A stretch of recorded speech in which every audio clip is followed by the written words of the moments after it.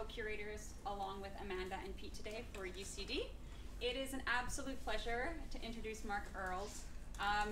Copy, Copy, Copy is an excellent book, and actually the themes from it have been coming up already in conversations today. So I'm really excited to hear him talk, and also we'll have some questions at the end of the presentation. So with no further ado, I give you Mark.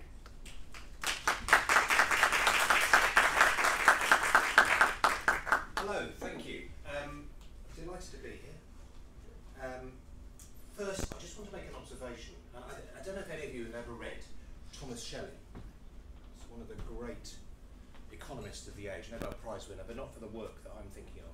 In 1968-69, he wrote a book called Micromotives and Macro Behaviour, which are one of the first really, really good descriptions of crowd behaviour that didn't assume that crowds were bad and evil. And he starts with describing his experience as a lecturer, and he says, in whatever given lecture space he finds himself in, people come and fill the seats according to some very, very simple rules. Normally, they avoid the front row. Something we've all learned, right? Mostly avoid the front row, because it's a nightmare. It's like comedy clubs. Never sit in the front row of the comedy club. Secondly, if you can, sit with someone you know, and probably try and sit on the end of the row so you can get out if it turns out to be terrible. But the patterns, the specific patterns that come out, are different every time.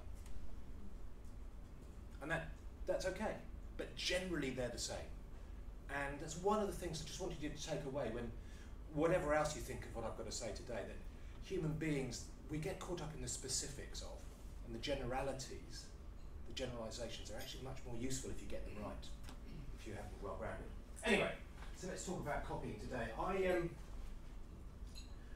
I've spent quite a long time, about nearly 15 years, being a polemicist for a view of humanity that our culture, the Anglo-Saxon world, doesn't like.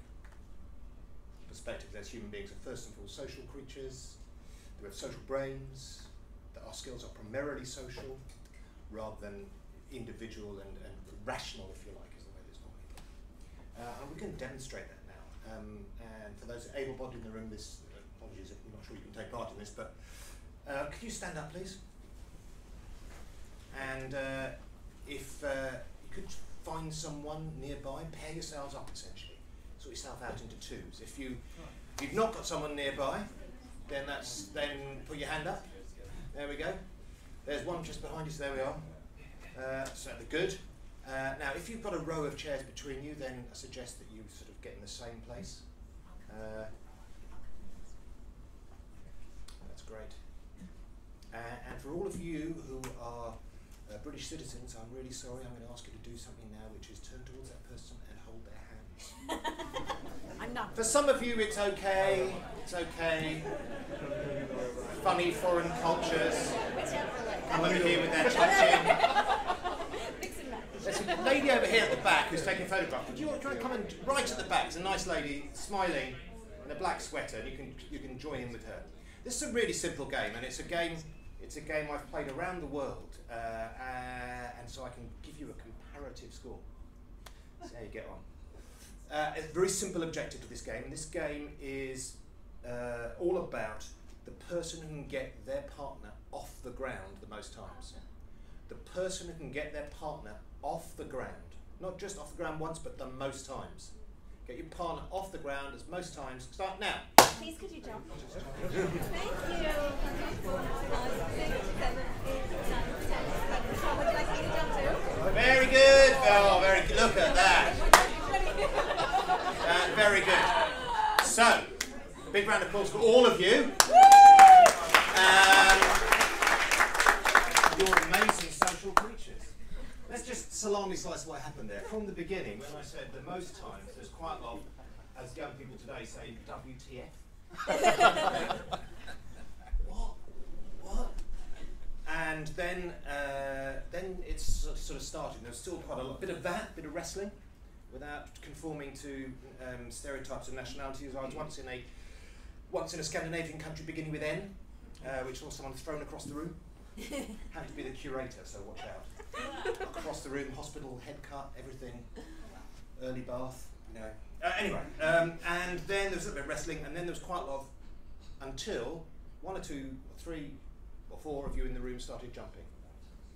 And then everyone goes, oh, start jumping, because, you know, frankly, it's not a tricky task. Cognitively, it's not one you're going to spend a lot of effort on, right? Just go, he wants us to get the other bit, so let's do that. Jump in, that's all right. And then there was this really sophisticated version down here where you did different features. That's lots of times and really fast. So, I mean, clearly you two are going to be the winners. And there's a prize to collect at the end, so well done you. But it's a demonstration that much of the time when it comes to making decisions that in our lives, most of which aren't very important, we do what you might call outsource the cognitive load. You might call it I'll have what she's having. You might call it social learning. Or you might just call it copying. Thank you very much. Sit down.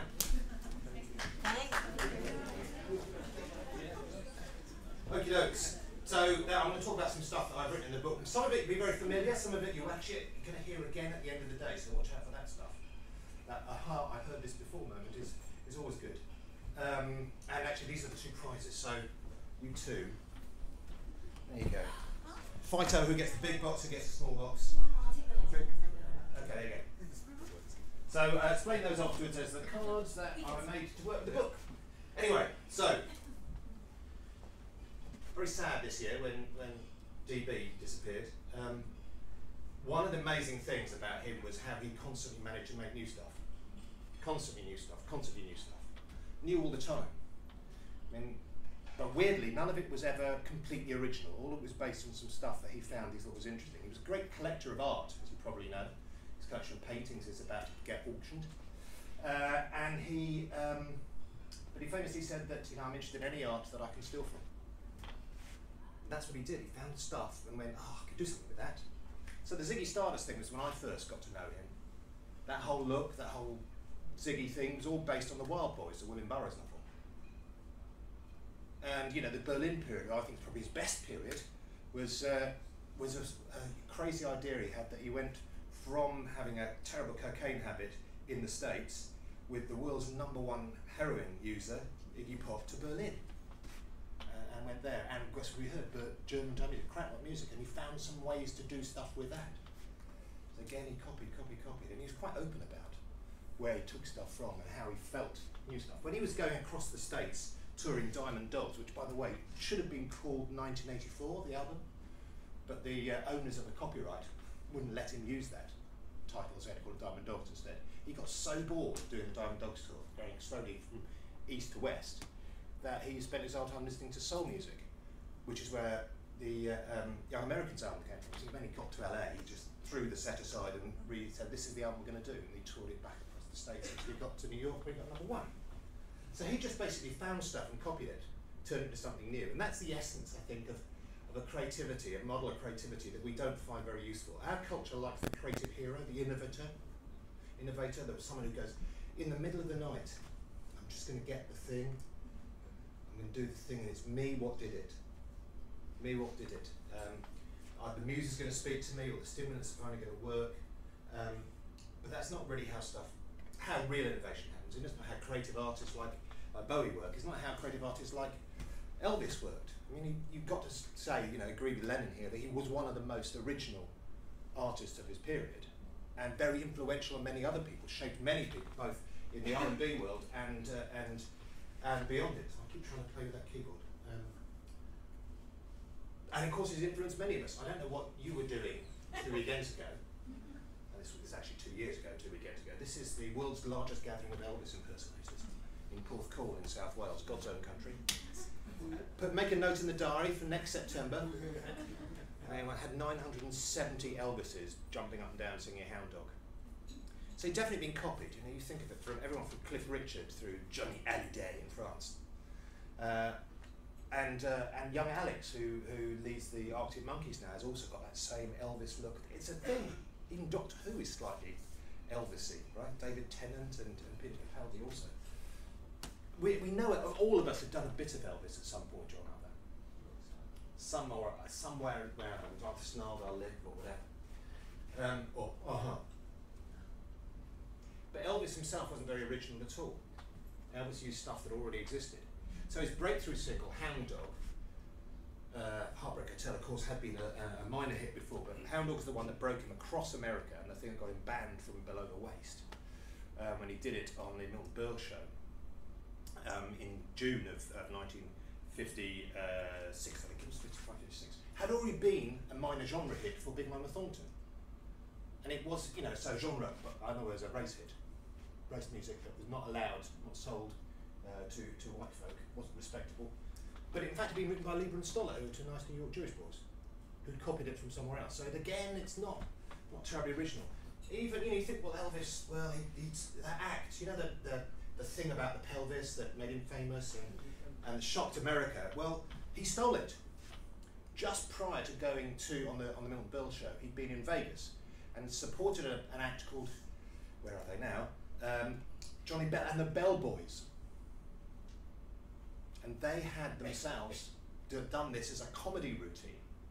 So in the final verse, it slows down to half time, and the pelvis, and the lead singer's pelvis went like that. So Elvis thought this was a laugh, and he said, could we borrow that? Yes, of course. And that's the thing that made him famous on TV. Even that signature Elvis move was stolen from somebody else.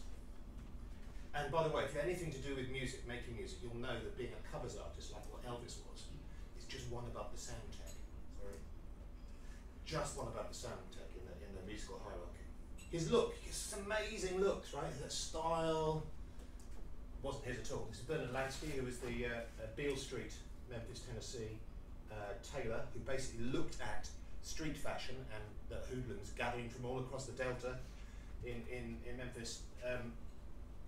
He copied it and sold it back to them. Sold Elvis his first suit and his last. He used to close the shop when Elvis started to get famous, so Elvis could pick what he wanted, and then later went up to Graceland. So his look was stolen. And I've got to say his name as well. I thought this was quite cool. Elvis seems like such an unusual name. So I looked up where the Church of St. Elvis is. Where do you think the Church of St. Elvis is? Where do you think? Guess. Scotland, no? Close? Certainly not in Memphis, it's certainly not in Los Angeles, it's certainly not in New York, it's certainly anywhere in the US. Welsh? It's Welsh, yeah. 4th century saint, St. Elvis. It's actually in Pembrokeshire, just outside St. David's. It's on a hillside. Church of St. Elvis. So the name itself actually declined in popularity after Elvis got famous. Really, I don't know why, but there we are. This is not a new thing, and it's not just about art. Picasso famously said, talent copies, genius steals. Tess Elliott, great poet and critic, said, it's not whether you copy as a poet that distinguishes whether good from bad, it's how. Because we all do. And Elliot then went on to highlight the importance of copying from afar rather than close, and turning it into something rather than just, which is, again, the Bowie thing. But innovation more generally, Isaac Newton famously forced to admit in a letter that he worked on the shoulder of giants, and this is indeed what the scientific method is about, is helping us reliably use other people's work. Reliably use other people's work rather than have to start from scratch every time we're trying to address a problem. James Watt, I was told at school, was the inventor of the steam engine which powered the Industrial Revolution. Klaxon, wrong, wrong, wrong, wrong, wrong. James Watt added a condenser to an engine that existed and been installed for 50 years in Britain's mines. An external condenser which made it go faster. He hacked it. He took something that didn't work very well and he hacked it. Of course, then he spent the rest of his life trying to protect that design legally. And when eventually the protection ran out, he sold not another one, not one more. Steve Jobs and his team at Apple have never invented anything terribly useful. They've only taken what other people have done and made it better. So there's an idea, a pairing here, which anthropologists and archaeologists use frequently, which is the difference between invention and innovation. I think we get confused when we think about innovation, making new things, and we think as if it was in an invention, as in making something from scratch. Very rarely is that the case. Mostly it's something that already exists that we're going to make a bit better. Take something that works elsewhere and putting it into a new context, and so on. But that's not how we think about it, right? When you think about yourself as a creative person, the creative process, you think of yourself as an innovator, an inventor, you think it's a long night, it's coffee, nicotine, whatever your stimulant of choice might be, just waiting till it's going to come. I've just got to think really hard, really hard. And then maybe the clouds will pop. After sunlight, and suddenly you know that's the answer. I've got it. That's it. I've invented the thing. It's exactly it. It's not how stuff works. We know it's not how creative practitioners work. We always imagine that every problem we face is the first time anyone has faced this problem. It's like teenagers who assume that no one has ever felt this way. No one has ever been in love. No one has been this misunderstood. We treat every problem as if it's fresh and that we've got to solve it on our own. I think it's really unhelpful. So when it comes to apply this work about how we are a social creature to making new things, to solving problems, to innovating, I think we need to perhaps think a little bit more about Elvis, about Bowie, about Newton, and about James Watt and how they do stuff. Now let's address a question that immediately comes up. When you say copying is the best way to make something new, it's really hard to get that in mind. So can I have some people from the audience? And even though you've sat in the second and third row, you're still going to play with me. So can you come up here, please? Come on. Yes. You, all of you there. You, sir, as well, please. And you, madam. And Kate, come again. Come on as well. So what I want you to do, and we probably need two more. So you two guys here, come on, go and join us. So we're going to play a game now, which is called Bodyguard. Which is called Bodyguard, and it's just a really simple game. What do bodyguards do? Stand around. They protect someone from someone who's going to try and get them, right? So, you, sir, are going to be a bodyguard. Okay. You are going to be an assassin. Yes. And you're the client. So you just take a step forward. Your job is to keep between those two, protect your client, whatever happens. Okay. See how that goes. Oh, wow. Do I have weapons?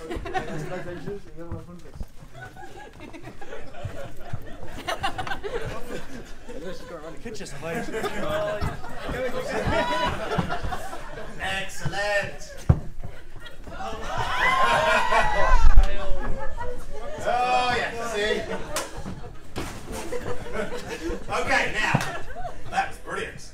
Big round of applause for that. Well done. So, maybe not running so much. Each of you, please, each of you, in your mind, without telling anyone else, one of these people here is the assassin. And one of these people here is your client. And each of you has to protect the person in your mind you've decided is the client from the person you've decided is the assassin. That's it. Just try to stay down here rather than right at the back, if that's all right. Okay? Go.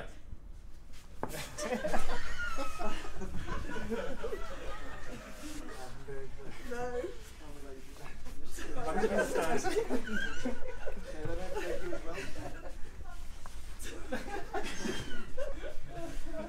That's very good. That's very good. So what we're seeing here is a big round of applause for you. We're not going down yet. Big round of applause. What we're seeing here is when you get people to copy exactly the same way and try and do it really tightly, then you get things not being very interesting. You don't get much in the way of error. You tend to clump together and get very static. That's boring copying. So there's another kind of copying which creates the kind of thing we're interested in as creative people and as innovators. So go and sit down and we'll get another row of people. So come on, one you lot here, and you sir, come on out the front. See what you think. I want you to stand in a line facing that way. Audience, please pay attention. There we are. Maybe we need a couple more. Couple more. Come on, you two, come out. Go on. Very good. Stand there facing this direction.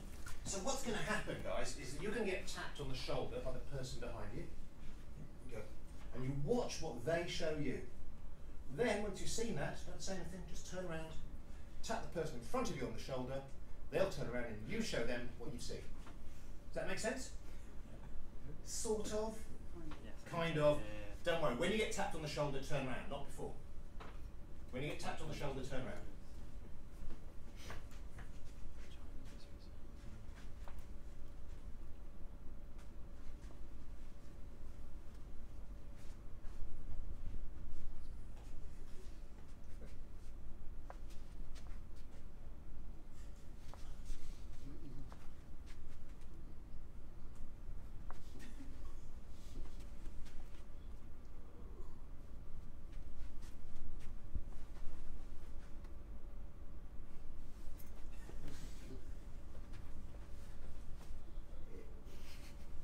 Very good. Faster.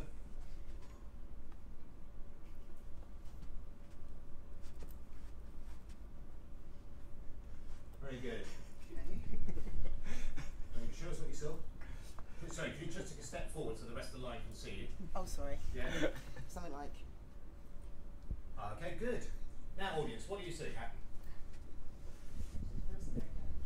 You got it wrong. You got it wrong. Or he created variation. No, I think that's the important thing, because we quite like to put a value judgment on it and go, that's an error.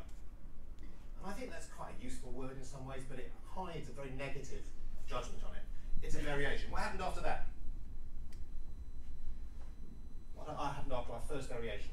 They were just following the same thing. They were, although there was the two hands went away. We had one hand shortly after that. And facial expressions? Facial expressions changed. And some people did the sort of jazz hands. And also, touch on the shoulder started becoming part of the score. Exactly. The touch on the shoulder got enrolled in the whole game. Was it? I would have thought of it as kind of a functional thing, just tap on the shoulder and turn around. Anyway, it changed, right? It changed. Do you want to just see what he did? You can't remember. Something, I can't even remember what I did. Something like. The other way around, another order, I think. I think it's that, Right. that.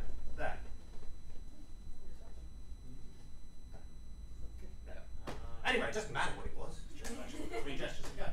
But it shows you that when you copy with variation, you add something new each time. The variation is the bit, not the human machine-like thing, the replication, precise replication. It's the error that humans bring, the variations they bring in copying that adds new stuff. That's what Bowie does. That's what recontextualising, learning from one context to another does for us. Adds error, variation. Thank you very much. Big round of applause. So this is it's a good point then to look at Warhol. Warhol didn't use original images, very rarely made original images. He took other people's images and did stuff with them. And it's the out of register stuff that makes his print so great, not the stuff that's in register. So some people read it as being about, you know, the impossibility of making original art in a manufactured and very, very commoditized age. I think it's about variation. Variation is beautiful. Variation is accidental very often. So think about it, 2 kinds of copying. If you're going to do copying to make something new, don't copy closely, copy loosely. It's a principle that you can do it deliberately. Like Apple University teaches people using one of a series of Picasso's bull drawings, where at each stage they take out some naturalistic detail. You can start here with very naturalistic and end here with completely abstract. You could go straight there, but it's really hard. That's what Apple design is all about. Taking stuff out so it looks simpler, looks easier. That's a really important bit of innovation. They didn't innovate anything when they decided to teach us to buy music online. It was already possible. They just did it better. They made it seem easier. And if you look at Apple Music now, you go, well, how could they have managed to go so wrong? How could they have managed to go so wrong? So love error, love variation. And this is true, right? Recontextualising another way to correct error. This is Martin Elliot, who's a recent professor of paediatric cardiac surgery at Gilman Street. About a decade ago, he and his team innovated, significantly changed the way that their work was done. And what they did was they copied handover procedures from Formula One. Identified a handover at the end of a 12-hour operation with a beautiful tiny child with lots of tubes and wires and so on. Handover from the theatre team to the ICU. Potential for human error. It's a handover problem, says Martin, Let's work with people who know about handovers, with vulnerable individuals, lots of words. Formula One. Formula One. It's fundamentally changed the way that that kind of thing gets done now. That's taking your learning from one place and applying it because you know what kind of problem you're dealing with. So you'll see this video later on and ask yourself whether or not it's more relevant here than it is when you see it. This is David Bowie talking about the way he creates error in writing lyrics. And he stole this from William Burroughs, who stole it from somebody else. And what I want you to pay attention to, by the way, is this was his phase when he was doing Diamond Dogs, and he was only eating and drinking white stuff.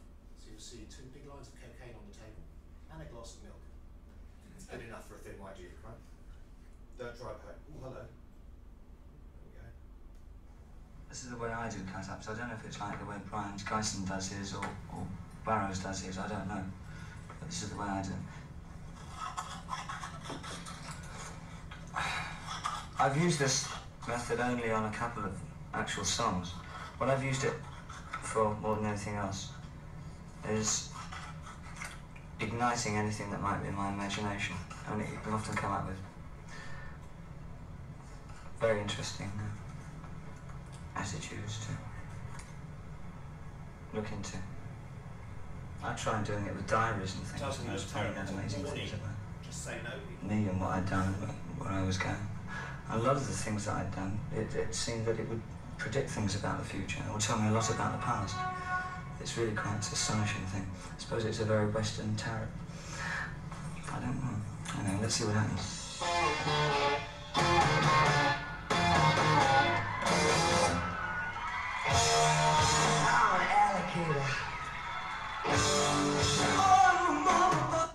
There we go.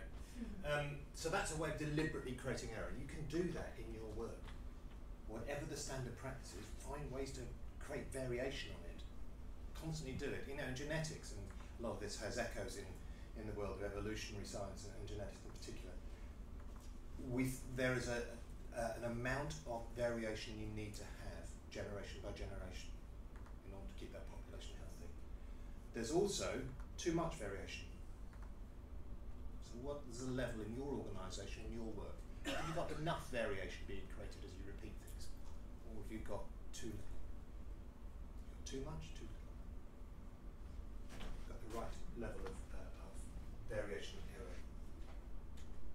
But that's all very well. You know, you could think of yourself simply as an artist. You could think of yourself as someone who takes practices from elsewhere. Says, if this is the kind of problem it is, then we just search the world for other practices like that, import protocols. I think many of us are facing problems where we're trying to change behaviour. We're trying to change the way organisations work or populations work. And so I've developed a set of practical tools, and that's what those little boxes are all about. And I just want to share with you what that lies behind that. And it's 3 basic questions. And apologies to the grammar Nazis in the room, but I use the word kinda here. What kind of thing is this? What kind of problem is it? How are people choosing in this particular case? How are people choosing? How are they deciding to do this or not to do this? What kind of solutions have worked for other organisations, other people to address this kind of behaviour, this kind of thing? And then I get people to show me. I'm going to focus on those first 2 questions, then I'll show you how to go about resolving them. This is a map I spent quite a long time with Professor Alex Bentley, formerly of Bristol, and various other top-notch social scientists working on it. It looks very simple, but that's like all good things. It takes a long time to get it that simple. It's a very simple map of how people choose. Independent choice to social, informed to uninformed. Independent, social, informed, uninformed. Each of these axes has characteristic signatures. So we can plot behaviour from there. We can plot different kinds of choices based on the behaviour we see. And just for those of you who remember Marketing 101, classic social diffusion curve looks like that over time, where a small number of people do something at once, and then more people do what those mavericks or innovators do, and then we get more and more people until we get all of the population. That's one kind of curve that you see in the diffusion of a product, which says that it's over here. The long tail distribution of popularity, the long tail that Chrysanthemum has written about in a market or a population, something like music, that again tells you you're over here, when one thing accounts for most of the volume or share of the market or behaviour or a population's choices, and most things account for almost nothing. That's a classic classic signature over here. This dimension is something that most social science, most decision science hasn't worried too much about, because mostly we've assumed that people are choosing between A, B and C. Most of the time we're not choosing between A, B and C. Most of the time it's really hard to tell from all the things in front of us, what do we do now? And so this is dimension down here, uninformed choices. And so you've got 4 simple styles of choice come out of this. This is, if you like, as close as you can get to sort of a rational choice, rational agent model.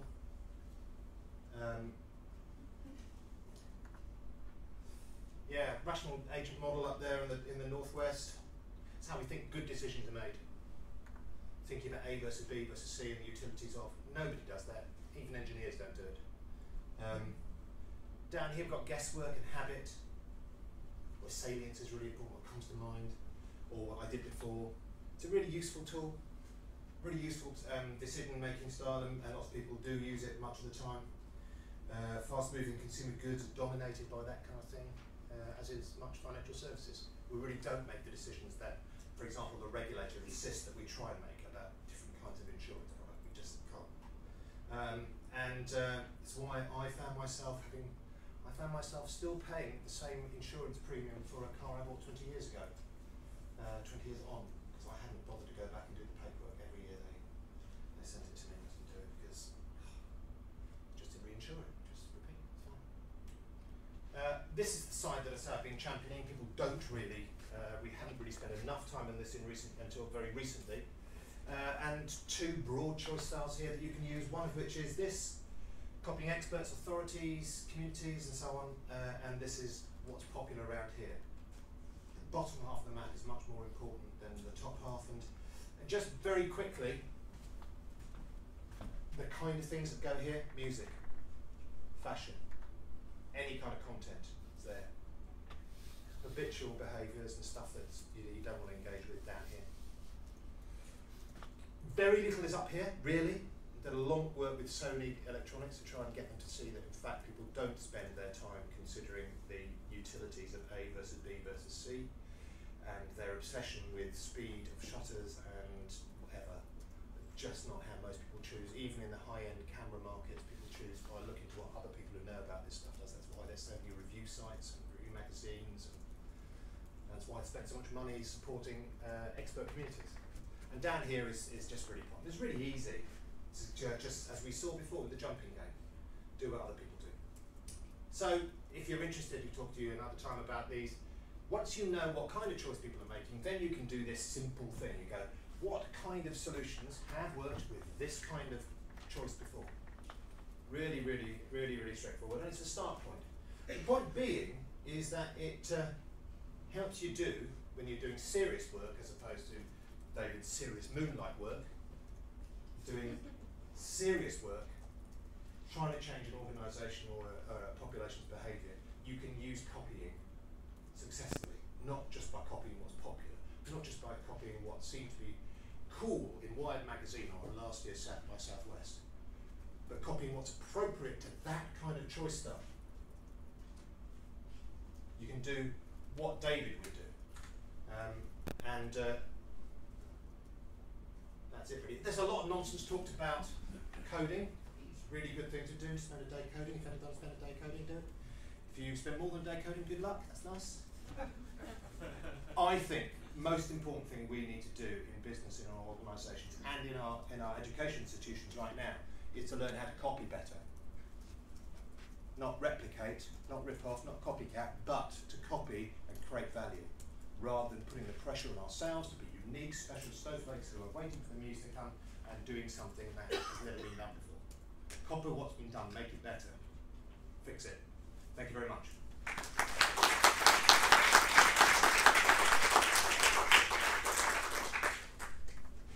All right, we have time for a couple questions.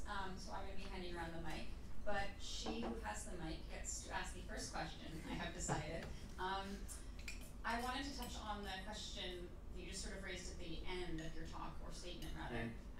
I worked a lot in the digital transformation space, and one thing I find really interesting is if you look at governments in the UK, in Canada, in Australia, they're all following an almost identical set of principles around how they're doing this. And so there seems to be this odd relationship between, in things like government, where people are incredibly risk averse, there tends to be more of a culture of acceptance that copying people is a better way to do it, because of course you can look around, see someone else who's done it, and replicate that. So can you talk a bit about how this this style of thinking works in different industries, and particularly in government? Are there some places more receptive than others? Yeah, no, there are. I mean, I think one of the things that is we often see is a politician has a policy idea that they've seen somewhere that look great, that fits their preconceptions, and it looks a great thing. And you know, I don't know whether in education, for example, in the last couple of education ministers of a session with Sweden and Finland, you just copy that over without really examining the evidence or examining how you might implement it differently. And I think that's part of a problem. I mean, it's one of the reasons why I drive people to use that map, saying what kind of choice is this that people are making, what kind of thing are you dealing with first, rather than assuming because it's education we can just port it over to education. More of the learnings, to be honest, to be had from other services, not education, I think, than to solve the particular problems we're facing in education in the UK. Great, thank you. Question? Oh, I see one over here. Just a reminder, if you could speak into the microphone so it gets caught on our video feed, that would be great. Thank you. I think that was a really interesting presentation. I guess there's good copying and then there's bad copying.